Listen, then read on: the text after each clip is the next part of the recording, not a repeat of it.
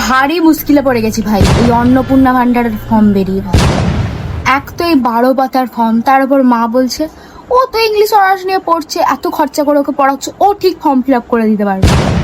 তা বলে ভাই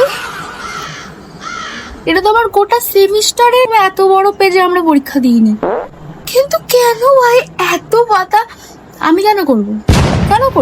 এখন তোমরা বোঝো, তোমরা তো বেশ ভালোই বলতে পরীক্ষায় কোয়েশ্চেন পেপার দেখি সব ভুলে যাস, কেন ভুলে যাস? দেখো এবার তোমরা বোঝো, এবার টাকাটা তোমরা যখন পাবে তোমরা ফর্ম ফিল আপ করো, আমরা কেন করে দেবো? ভালোই মুশকিলে পড়ে গেছি।